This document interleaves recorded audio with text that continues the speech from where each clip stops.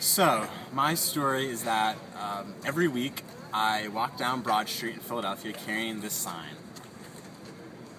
You can't see it. It says, "Tell me your story." And I get some interesting reactions from this sign. A lot of people stare, some people ignore me, some people smile, and a lot of people actually come up and say, "What are you doing? What kind of story do you want? Why are you doing this?" So I tell them I'm doing this because I think you're valuable. I think your story is valuable. And I want to hear it. I hate the cultural sort of practice we have where everybody walks down the street and ignores each other, when really we do want to talk to each other, we do want to connect.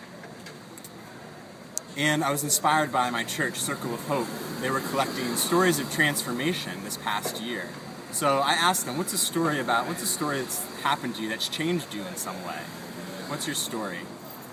And amazingly, people share their stories. They tell stories of heartbreak, they tell stories of addiction. I've heard hilarious stories, things that have inspired me.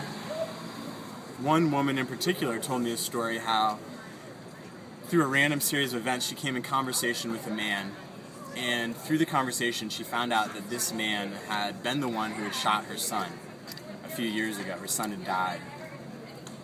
After hours of conversation with this man and tears after tears, she forgave him for shooting her son. And she said as soon as she did, this burden just lifted from her that had been with her. So people have really opened up their hearts to me. They've let me into these really intimate and vulnerable parts of their lives. And it's inspired me. It's kind of taught me that sometimes they turn the question around. Well, what's your story? They say. And that question is a little bit harder.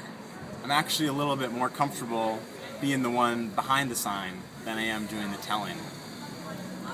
But they've kind of been telling me what a good thing it is to share our story, so I want to share part of my story. And part of my story happened when I was on the road. My mom was driving me back to college. I'd been at home visiting for the weekend. We were talking about faith and God. And I said, I don't really believe in God. God doesn't answer me when I pray. What's the point if God's not going to answer me? And she asked me a question I'll never forget. She said, does it feel like God's listening? And in that moment, I felt this incredible feeling of love. That God wasn't just listening, but he was listening in a way that was so active, that wanted to be a part of my story every step of the way.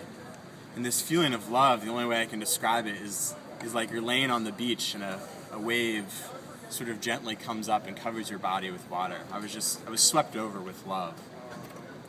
So I decided at that moment, I thought that God was real. And if God was real, I had to respond in some way. I had to do something.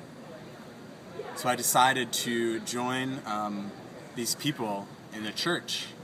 And it turned my life upside down. And it's been the best thing that's ever happened to me. And that's my story. Thanks for listening.